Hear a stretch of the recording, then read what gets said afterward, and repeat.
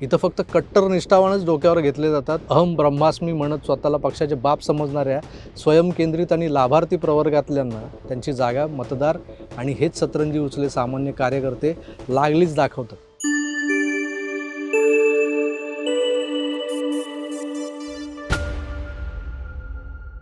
आजच्या व्हिडिओचं शीर्षक वाचून किंवा थंबनेल पाहून तुम्ही गोंधळात पडलेला असाल, तर आधीच स्पष्ट करतो की आज काय उमेदवारी अर्ज मागे घेण्याचा शेवटचा दिवस वगैरे नाही आहे. तो केव्हाच टळून गेला आहे आणि आज कोण माघार घेणार, कोण पक्षशिस्त पाळणार, हा सुद्धा विषय नाही आहे. त्यामुळे उगाच केशव उपाध्ये आणि माधव भंडारींची का पुन्हा पुन्हा आठवण करून दिली जाते, असं वाटणं स्वाभाविक आहे.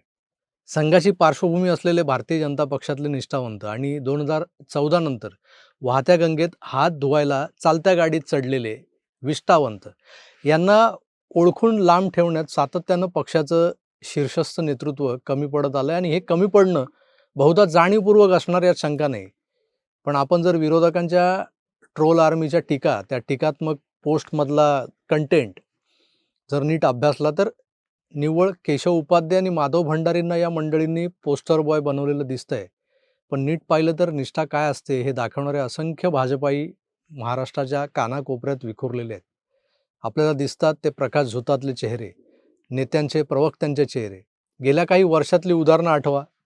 2014 साली मार्च महिन्यात राज्यसभा निवडणुकीत भाजपनं ज्येष्ठ नेते प्रकाश जावडेकर यांचं तिकीट कापलं आणि राजकीय समीकरणासाठी दलित नेते रामदास आठवले यांना ते दिलं.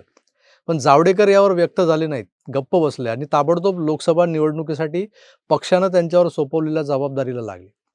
2014च्या मंत्रिमंडळात देवेंद्रजींचे जवळचे सहकारी असलेले नागपूरकर चंद्रशेखर बावनकुळे आणि मुंबईकर विनोद तावडे यांची तिकीटं पक्षाने कापली.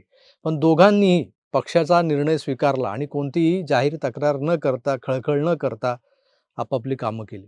विनोद तावडे बोरिवलीत सुनील राणेंचा प्रचार करायला हजर झाले. ज्या सकाळी त्यांचं तिकीट कापलं गेलं हे कळलं 11 वाजता आणि हे महाशय 12:30ला बोरिवलीत सुनील राणेंच्या कार्यालयाचं उद्घाटन करायला होतं. आपल्या सगळ्या यंत्रणा त्यांनी राणेंच्या मागे कामाला लावल्या. पुढे 2019 साली पुण्यात काय झालं? लोकसभा निवडणुकीत विद्यमान खासदार अनिल शिरोळे, त्यांच्याऐवजी तत्कालीन मंत्री गिरीश बापट यांना तिकीट देण्यात आलं. तेव्हा कोणतीही तक्रार न करता अनिल शिरोळे यांनी गिरीश बापट यांचा प्रचार केला. बरं, या मंडळींना तुम्ही निष्ठावान नाही तर काय म्हणणार मग? पक्षाने दिलं, पक्षानेच काढून घेतलं आणि दुसऱ्या जबाबदारीवर नेमलं. यांनी कुठलीही खळखळ केलेली आपण पाहिली नाही. यांना कोणी सतरंजी उचले वगैरे म्हणत नाही. पण होतं काय, तर जे लोक 12 गावचे 12 उंबरठे झिजवून पक्षात आलेले आहेत, त्यांना भाजपात जर काय कमी पडलं तर लागलीच आकांडतांडव करू लागतात ते. यांनाच मग विरोधक हिणवतात. हे पहा सतरंजी उचले. आज विनोद तावडे कुठे आहेत? प्रकाश जावडेकर कुठे होते? त्यांचं पक्षाचं केंद्रीय पटलावरचं स्थान काय आहे? विनोद तावडेंचं म्हणाल तर. बावनकुळेंचं पुढे काय झालं? ते काय राजकारणातून बाद वगैरे झाले का? तर बावनकुळेंच्या संयमाचं फळ प्रचंड गोड निघालं. पुढे प्रदेशाध्यक्ष झाले ते. आता मंत्री आहेत. स्थानिक स्वराज्य संस्थांच्या निवडणुका म्हणजे कार्यकर्त्यांच्या निवडणुका असतात आणि त्यात कार्यकर्त्यांनाच प्राधान्य दिलं गेलं पाहिजे. पण इथंही कुणाला पक्षाचं तिकीट मिळतं तर कुणाला मिळत नाही. तिकीट न मिळालेले लागलीच सतरंजी उचले या प्रवर्गात सामील केले जातात का? जाऊ शकतात का? अनेकांना पक्षाकडून सगळंच हवं असतं. मी म्हणजेच पक्ष आणि माझ्याशिवाय पक्षाचं काय खरं नाही, या भ्रमात ते आकंठ बुडालेले असतात. पुण्यातला असाच एक ताजा किस्सा म्हणजे बाणेर भागातून तिकीट कापलेला बहुचर्चित असा माजी नगरसेवक अमोल बालवडकर. पक्षाचा सतरंजी उचला कार्यकर्ता पक्षाच्या विचारधारेशी एकनिष्ठ असतो. पक्षकार्य हे त्याच्यासाठी महत्त्वाचं असतं. पण अमोल बालवडकर यांचा असा गैरसमज झालेला असावा की मी म्हणजेच पक्ष. म्हणूनच तर त्याला विधानसभेलाही निवडणुकीच्या रिंगणात उतरायचं होतं भाजपच्या तिकिटावर. पण तिकीट आधीच्याच आमदारांना म्हणजे मंत्री चंद्रकांत दादा पाटलांना दिलं गेलं. अमोल बालवडकरांनी बंडखोरी केली आणि दादांच्या समोर अपक्ष म्हणून तथाकथित आव्हान उभं केलं असं काही लोकांनी उगाचच पसरवलं होतं. सूस बाणेर बालेवाडी या भागातला एक सामान्य नगरसेवक, पण यानं पक्षाला आपल्या वैयक्तिक करिश्म्यावर कधीच हावी होऊ दिलं नव्हतं. तोच मोठा. बालेवाडीचे बालवडकर म्हणजे तसे स्वतंत्र प्रतिभेचे लोक म्हणवले जातात इथे. सुलत्यांचं कुटुंब राष्ट्रवादीचं काम करणारं. पैसा, दहशत, मनगटशाही आणि त्यामुळे एक प्रकारचा अहंकार यांच्यात ठासून भरलेला आहे. भाजप म्हणजे शिस्त हे समीकरण ज्याला समजलंय तोच या पक्षात आपला उत्कर्ष साधू शकतो. पण अमोल बालवडकर यांनी पक्षशिस्तीला नेहमीच फाट्यावर मारलेलं आहे. कोथरूडमध्ये चंद्रकांत दादांच्या विरोधात बंड करून त्यांनी पक्ष नेतृत्वाचं लक्ष वेधून घेतलं त्यावेळेला. पुढच्या खेपेला मला याची भरपाई हवी बरं का, असा जवळ दम देत त्यानं माघार घेतली होती. आता दादांनी बालवडकरांची समजूत घालण्यासाठी देवेंद्रजींना फोन लावून दिला आणि मग देवाभाऊंनी बालवडकरला शांत केलं. तर हा झाला इतिहास. पण सध्या काय स्थिती आहे?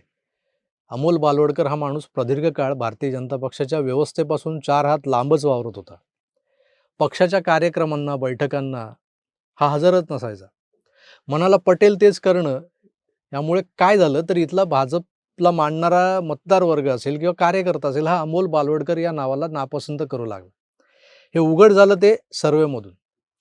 अनेकविध एजन्सीजनी जे सर्व्हे केले ते हेच सांगत होते की अमोल बालवडकर इथून नगरसेवक म्हणून निवडून येणार नाही. पक्षाच्या निरीक्षकांचंही तेच मत बनलं. त्यांनी निश्चित केलं होतं की इथून एखादा सामान्य कार्यकर्ता उभा करायचा, त्याला तिकीट द्यायचं, जो मतदारांच्या संपर्कात होता. मग तिथल्या मंडल अध्यक्षाला लहू बालवडकरला हे तिकीट जाहीर झालं. बरं, अर्ज भरण्यासाठी 1.5 तास बाकी असताना ही घोषणा केली गेली होती. पण आपलं तिकीट कापलं गेलं हे कळाल्यानंतर अमोल बालवडकरांनी पुढच्या 10 मिनिटात अजित पवारांच्या NCPच्या AB फॉर्मसह आपला उमेदवारी अर्ज दाखल केला.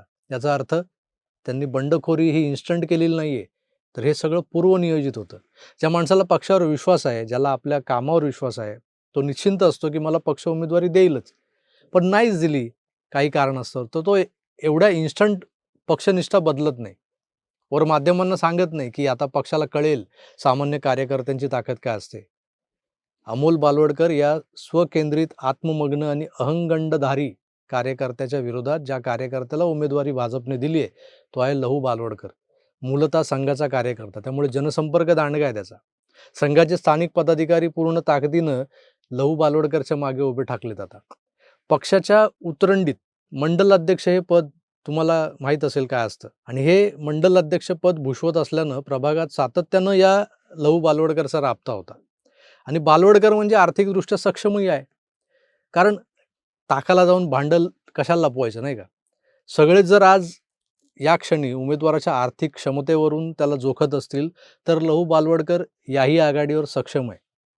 स्पष्ट सांगतो. मग आता ज्या पद्धतीनं पेड मीडिया अफवा पसरवते की अमोल बालवडकर यांचं पारडं जड दिसतंय, तर तेही तपासलं पाहिजेच की. अमोल बालवडकर हे भारतीय जनता पक्षाच्या कार्यकर्त्यांमध्ये किंवा पक्षाला मानणाऱ्या लोकांमध्ये तितकेसे वेलकमिंग नव्हतेच. नाराजी तर होतीच. पण झालंय काय, आता हा आयता राष्ट्रवादीत आला आणि तिकीट घेऊन गेला. म्हणून राष्ट्रवादीतले सतरंजी उचले नाराज नसतील का झाले? त्यांनी का म्हणून आयुष्यभर सतरंज्याच उचलायच्या? राष्ट्रवादीत तिकिटाच्या आशेवर असलेले माजी नगरसेवक होते की तिकडे, ते प्रमोद निमन असोत की त्या ताई आहेत त्या पूनम विधाते यांच्यासारख्या कार्यकर्त्या. मग यांनी बंडखोरी केली, अपक्ष अर्ज दाखल केलेले. तर या नेत्यांचे असंख्य समर्थक कार्यकर्ते यांच्या मागोमाग पक्ष सोडून बाहेर पडलेत. काही कार्यकर्त्यांना मनवण्याचे प्रयत्न सुरू असताना त्यांनीच सांगितलं की आता माघार घ्यायची नाही, पक्षालाही सामान्य कार्यकर्त्यांची ताकद कळू द्या की निवडणुकीनंतर परत येणारच आहोत पक्षात. हे कॉमन आहे. म्हणजे कसं आहे ना, की दोन्हीकडे पक्ष कुठलाही असो, सतरंजी उचले हे वेळप्रसंगी सेम डायलॉग मारून बाहेर पडतात, कारण भावना या एकच असतात. या गडबडीत अमोल बालवडकर याचं नेमकं काय होणार हे लक्षात घ्या. भारतीय जनता पक्षाचा कोर वोटर तर त्यांच्यापासून दुरावलेला आहेच. प्लस ते आता ज्या राष्ट्रवादीत गेलेत, तिकडं नाराजीचा सूर लागलाय. ते नाराज तर यांना पाडायचा चंगच बांधून बसलेत. त्यामुळे स्थिती ही अवघड होऊन बसलेली आहे. पण लोकांना दाखवलं काय जातंय, तर केशव उपाध्ये आणि माधव भंडारींचे पोस्टर्स, भाजपमधल्या सतरंजी उचल्यांची उदाहरणं. पण पुण्यातले लोक तसे जागरूक आहेत. त्यांच्यासमोर पूजा जाधव हे उदाहरण ताजं आहे. इथं फक्त कट्टर निष्ठावानच डोक्यावर घेतले जातात. अहम ब्रह्मास्मी म्हणत स्वतःला पक्षाचे बाप समजणाऱ्या स्वयंकेंद्रित आणि लाभार्थी प्रवर्गातल्यांना त्यांची जागा मतदार आणि हेच सतरंजी उचले सामान्य कार्यकर्ते लागलीच दाखवतात. 16 तारखेला निकालानंतर अमोल बालवडकर हे आणखी एक उदाहरण त्या यादीत जोडलं जाणार आहे, एवढं लक्षात ठेवा. फॉर्म भरायला अवघा 1.5 तास असताना आपलं तिकीट कापलं असं म्हणणाऱ्या बालवडकरांची खरं तर ही कसोटीच होती. पक्षाला वाटलं असतं तर त्यांनी फॉर्म भरण्याची मुदत संपेपर्यंत तुम्हाला खेळवत ठेवलं असतं. पण तुम्हाला जोखण्यासाठी पक्षानं तो 1.5 तास मोकळा ठेवला होता. तुमच्याकडे तर NCPचा AB फॉर्म रेडीच होता त्या 1.5 तासाच्या अवधीत. यावरूनच स्पष्ट होतंय की तुम्ही काय सच्चे भाजपाई वगैरे नव्हता, तर लाभाच्या अपेक्षेनं सत्तेच्या चालत्या गाडीत चढलेले सहप्रवासी होता. प्रत्येक निवडणुकीला आपलं उपद्रव मूल्य दाखवून पक्षाला ब्लॅकमेल करणाऱ्या अमोल बालवडकरांना पक्षानं त्यांची जागा दाखवली. पण पक्षावरच उलटे आरोप करणाऱ्या बालवडकरांना अद्याप भाजप काय आहे, काय चीज आहे भाजप हे समजलेलंच नाही. हे मात्र स्पष्ट झालंय. असो, यावेळची जी काही निवडणूक आहे ना, खरंच खास आहे, खास. वाद, गोंधळ, राग, लोभ यात प्रचंड विविधता आहे आणि तितकीच रंजकता देखील आहे. या सगळ्या सुंदोपसुंदीकडे तुम्ही एक सामान्य मतदार म्हणून कसं पाहता? हे मला कमेंट करून जरूर कळवा. मी तुर्तास इथेच थांबतो. पुन्हा भेटूच. तोवर आपली काळजी घ्या आणि पाहत राहा आपलं आवडतं YouTube चॅनल आकार DG9. धन्यवाद. नमस्कार.